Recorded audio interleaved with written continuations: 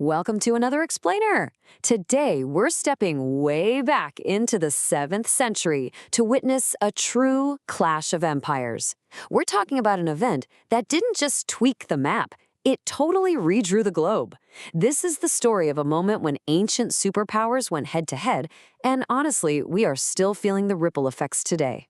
So picture this. In the summer of 636 CE, two entirely different worlds collided on a high plateau overlooking the Yarmouk River. In just 6 days, one of the greatest empires in human history suffered a crushing defeat that completely transformed the Middle East. This, my friends, was the Battle of Yarmouk. The geopolitical stakes here were just absolutely massive. It was the definitive turning point in the Byzantine Arab Wars.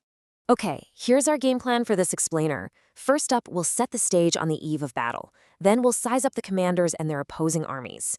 After that, we'll survey the treacherous Yarmouk battlefield itself.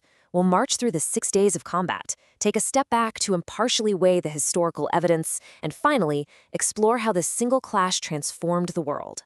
All right, part 1, the eve of battle. Let's look at the shifting global landscape right before these forces collided.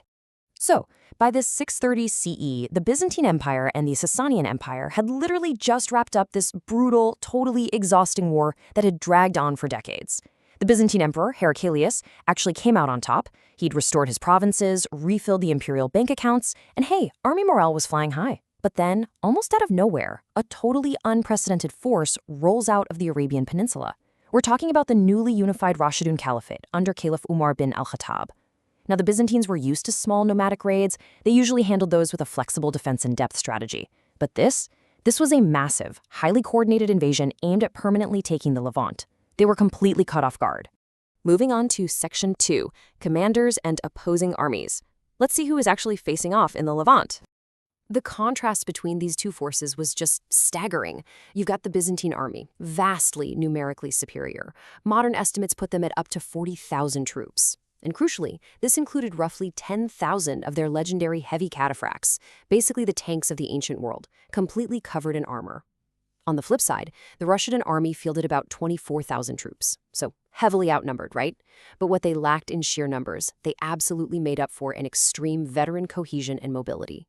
They were led by the brilliant tactician Khalid ibn al-Walid, who relied on a lightning-fast mobile guard cavalry reserve that could just dart around and rapidly shift the momentum of a fight. But numbers really only tell half the story. Behind the scenes, the Byzantine ranks were a mess of internal friction. You had this major, bitter power struggle brewing between their top commanders, Vahan and Tritherius. Plus, there was deep mistrust among the Romans, the Armenians, and their local Arab Ghassanid auxiliaries. And the kicker, those local auxiliaries actually knew the terrain better than anyone, but they were pretty much ignored. Throw in some bitter, long-standing religious feuds between Monophysite and Chalcedonian Christians, and you've got zero coordination. Plus, the Byzantines hadn't actually fought a massive pitched battle like this in centuries. They preferred avoiding them. But Khalid's relentless maneuvering basically forced them to concentrate all their armies in one spot, creating an absolute nightmare for their supply lines. Which brings us to Section 3, the Yarmouk battlefield. Because here, the geography itself was practically an active participant. This whole showdown went down on the plain of the Hauran, just southeast of the Golan Heights. Now, at a glance, it's a great flat space for cavalry, but the borders of this battlefield? Absolutely treacherous. The area was boxed in by these massive deep river gorges and ravines. One of them, the Wadi Rukad, had insanely steep banks, dropping anywhere from 100 to 300 feet straight down. So if you're a massive army of 40,000 men crammed in there, this terrain isn't a fortress, it's a trap waiting to snapshot. Especially because at the very rear of the Byzantine position across that massive ravine, there was really only one single viable escape route, a Roman bridge known as Jisr Rukad. So that begs the big question. How exactly did Khalid ibn al-Walid turn this incredibly dangerous terrain into a fatal trap for a force nearly twice his size? Let's find out in Section 4, 6 days of combat.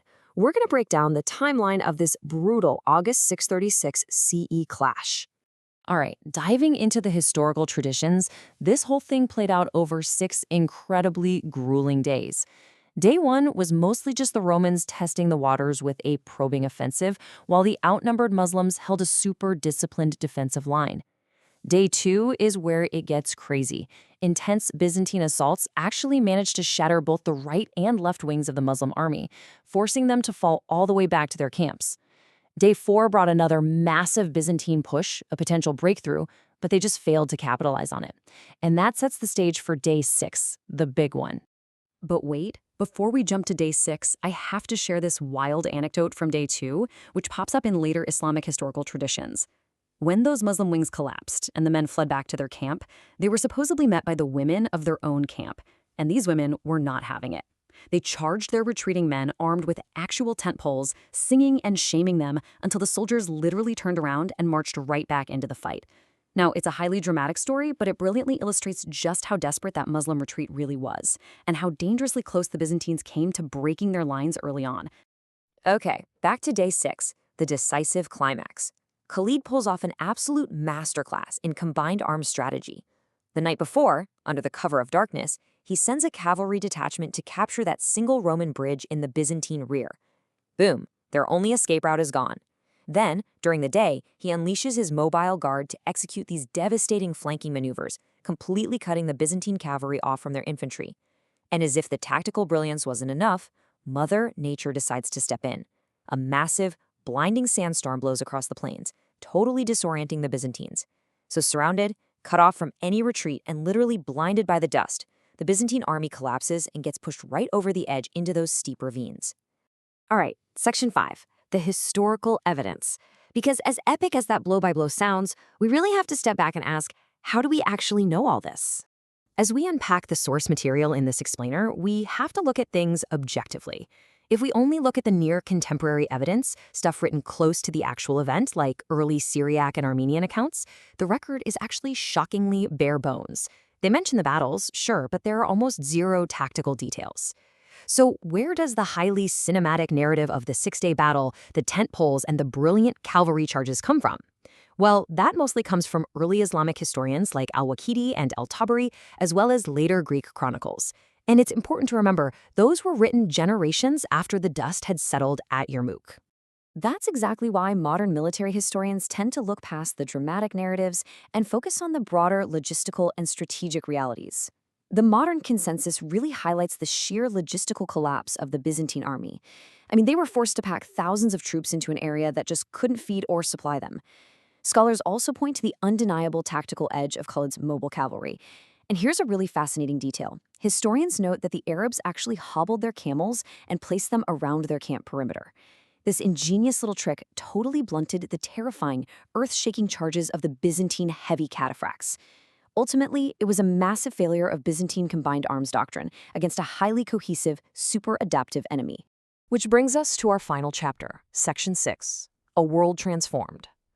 Let's look at the eternal legacy of this clash. Yarmouk wasn't just a tough loss on a battlefield, it was the definitive end of Byzantine Syria. Period. Emperor Heraclius was forced to completely abandon the region, reportedly giving a really mournful farewell to Syria as he retreated. The Levant was then fully incorporated into the Rashidun Caliphate. This didn't just alter the political borders of the Near East, it kicked off a massive shift in the religious landscape of the entire globe. It effectively blew the doors wide open for the rapid Islamic expansion into North Africa and beyond. And that leaves us with a pretty profound question to ponder. How incredibly different would the modern religious and political landscape of the Middle East be today if the Byzantines had just managed to hold the line at Yarmouk? It really is one of the ultimate tipping points in human history. Thank you so much for joining me to explore this source material today. I hope this explainer gave you a whole new perspective on the battle that literally reshaped our world. See you next time.